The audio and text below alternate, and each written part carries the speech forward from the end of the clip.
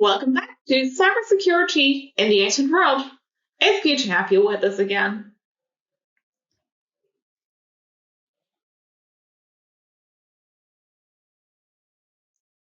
When thinking of communication security systems, we often think of computer systems, banks, and secret services, like the FBI and CIA. Yet, did you know the ancient Greeks and Romans knew everything about hiding secrets and securing confidential information too?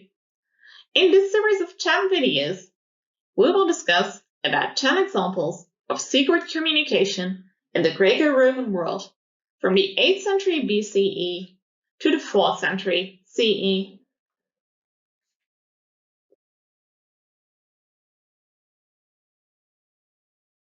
In the series, we will see the Spartans and Caesar going to war.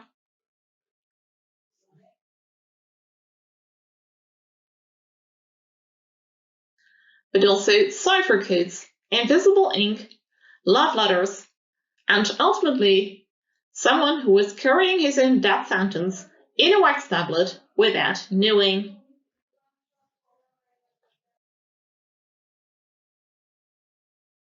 When and why did the Greeks and Romans use secret communication? What secrets did they hide from their enemies? We will see this and much more in this series. So welcome to cybersecurity in the ancient world. Or actually, I should say, welcome back.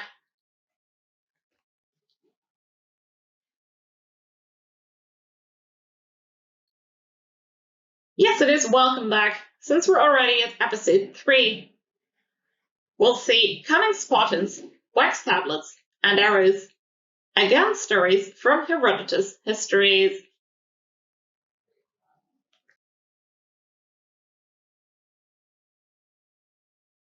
In this third episode, we take another look at Herodotus from the 5th century BCE. Let's do a little bit of recap first. Herodotus was an ancient Greek historian and geographer from the Greek city of Halicarnassus in modern Turkey. Herodotus was also the first writer to perform systematic investigation of historical events that he published in his work, The Histories. His work, The Histories, stands as one of the earliest accounts of the rise of the Persian Empire.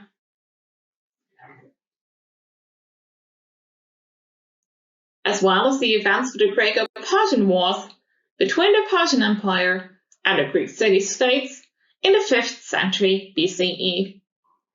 Herodotus portrays the conflict as one between the forces of slavery and invasion, the Persians, on the one hand, and the forces of freedom on the other hand, freedom being the Greek confederacy that united against the Persian invaders.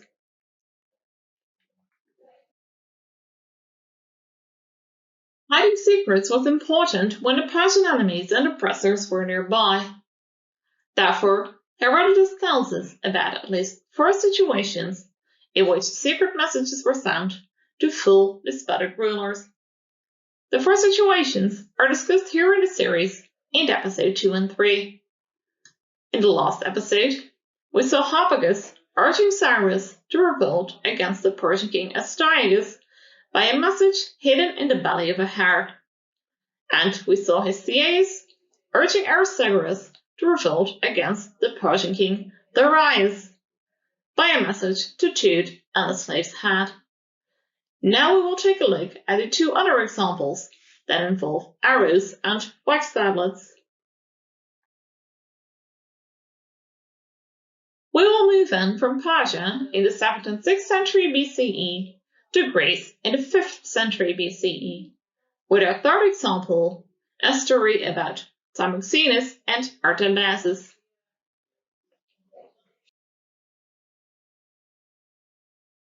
The third secret letter can be found in Book 8 of Herodotus' work.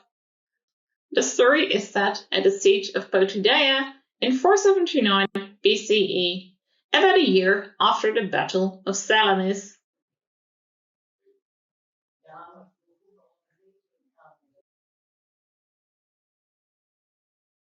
Samoxenus was a strategos, a Greek general.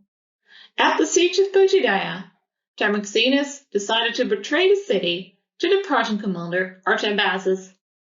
We don't know exactly what these two guys would have looked like, but it would probably have been something like this.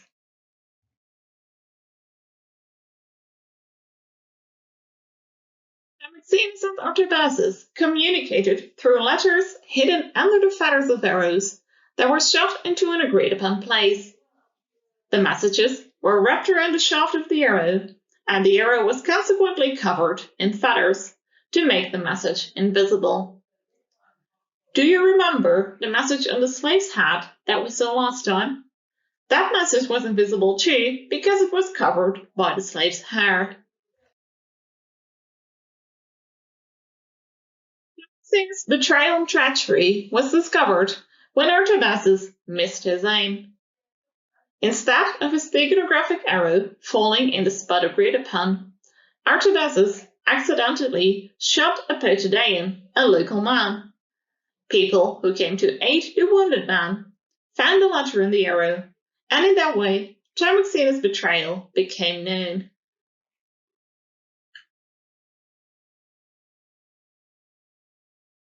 So here we have a Greek, Demosthenes, betraying his fellow Greeks by aiding the Persians. For this he used secret communication. It seems that Herodotus implies in the passage that, unlike truthful Greeks, Demosthenes acted like a traitor. We move on to our fourth example, a story about Demaratus and the other Spartans.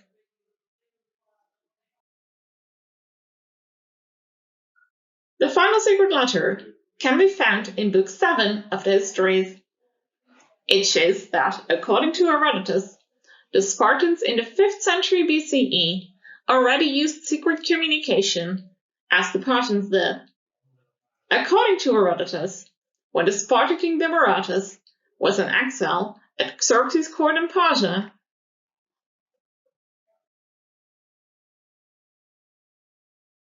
he wanted to send word to the Spartans to inform them about Xerxes' invasion of Greece in 480 BCE.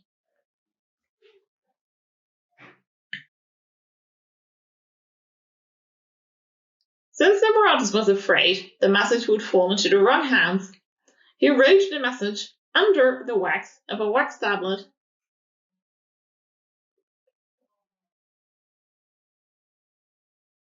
The seemingly empty tablet reached Sparta, and the Spartans were initially confused about what to do with the ostensibly blank tablet, until Gorgo came.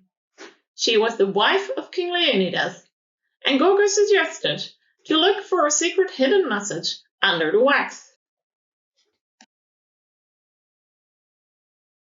Here we see Spartans communicating with each other secretly in a partially Oriental context.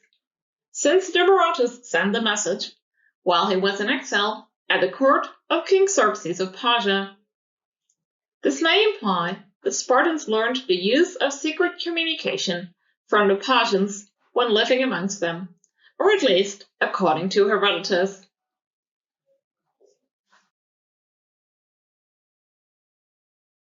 Herodotus does not tell us why it was Gorgo who discovered the message or how she discovered it. Yet, according to Herodotus, because of Demaratus' letter, the Spartans were one in time, informed the other Greeks, and together they defeated the Persians at the Battle of Salamis in 480 BCE. This is significant since Demaratus has to rely on the ingenuity of the Spartans to discover the secret message.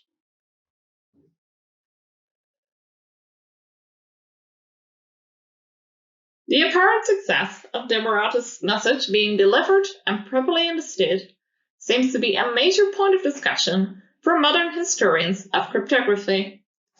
Sheldon, for example, sees Demaratus' message as one of the most important messages in all of Greek history. And according to Singh, Xerxes had lost the vital element of surprise, and when the Persian fleet approached the Bay of Salamis, the Greeks were prepared. This shows how modern historians of cryptography often tend to present Herodotus stories as clear historical facts, attributing the direct influence of the secret messages that Herodotus discusses to the success of subsequent historical events. However, we cannot know with certainty how much, if any, of these stories have actually happened in the way Herodotus tells us.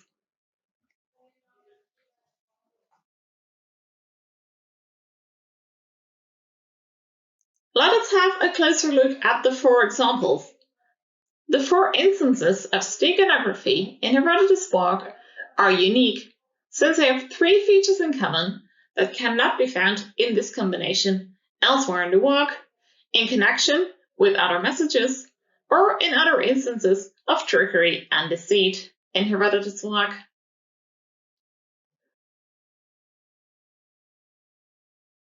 First of all 4 instances are examples of long-distance communication sent when routes were guarded. The steganographic methods used for sending the messages were purposefully chosen instead of encrypting messages and were designed to raise as little suspicion as possible among third parties.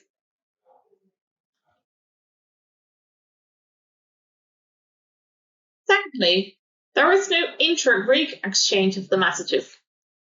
The messages were either sent between a Greek and a non-Greek, like we see in the case of Tarmaxenus and Artabazus. They were sent between non-Greeks, Harpagus and Cyrus, and Histiaeus and Aristogoras, or finally, they were sent in a non-Greek setting, with Demaratus being in exile in Persia.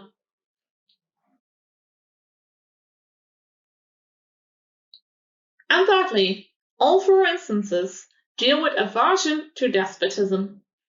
In the case of Tarmaxenus and Artabazus, Herodotus shows his aversion by overtly disapproving of Tarmaxenus' betrayal, while in the other 3 cases, we even deal with overthrowing despotic leaders, Cyrus, Aristogoras, and Xerxes.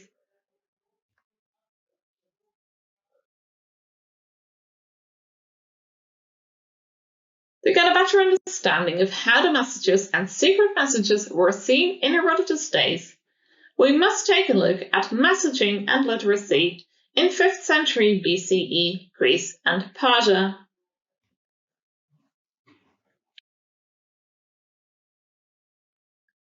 Written messages appear to have been far more common in the Near East in Herodotus' days than in Greece. In fact, until the first reading culture appears in Athens in the 4th century BCE, and perhaps even after that, in ancient Greece, letters and long-distance communication were often related to the Near East, their tyrannical regimes, and were believed to be fraught with dangers.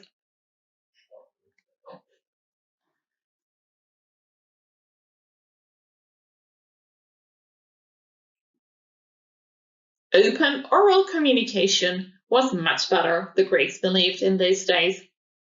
By the end of the 5th century BCE, literacy was most likely more widespread in Greece than before the state, and the exchange of letters took place more regularly. This is based on the large number of inscriptions that survived from the end of the 5th and the rest of the 4th century.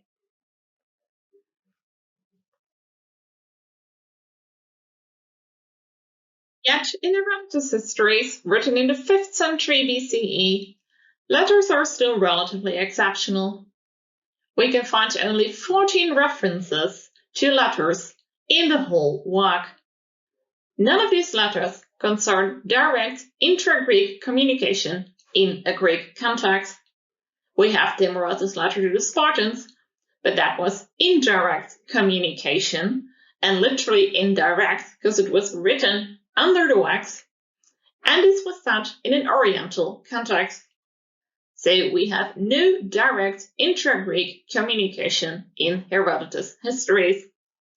And secret messages were seen as even more exceptional, with only 4 examples in Herodotus' whole work.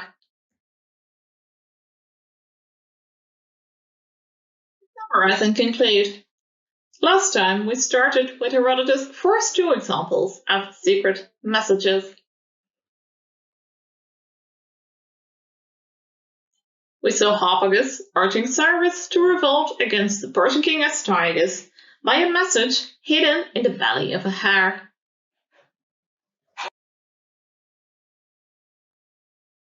And we saw Hesiod urging Aristogoras to revolt against the Persian king Darius by a message that was tattooed on the slave's head.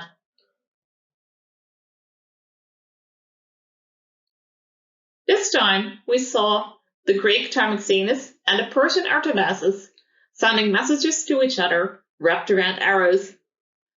And we saw that Herodotus shows how Tarmaxenus betrayed his fellow Greeks, something he disapproved of.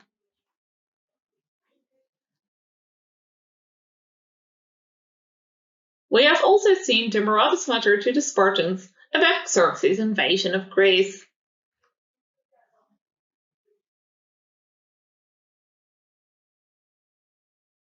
In both examples, we saw Greeks in a partially Oriental context sending each other secret messages. And we're seeing that in Herodotus' days, in Greece, writing was still less common than it was in the Near East. Maybe some Greeks learned how to use secret communication from the Persians, but that is something we cannot say with certainty. What we can say is that secret messages are, by their very nature, secret. So maybe Herodotus knew other examples too, but he decided not to discuss them clearly in his text. By analyzing the histories in detail, we may find other references to secret communication too.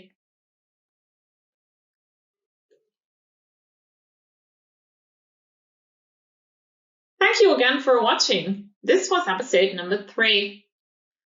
What do you think of this episode? Do you want to know more about Herodotus?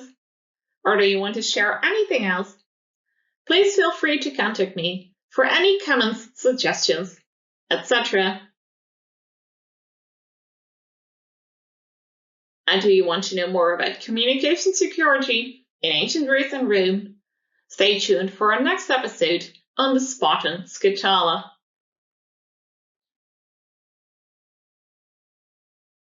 Thank you again for watching and have a great day. Goodbye, see you next time.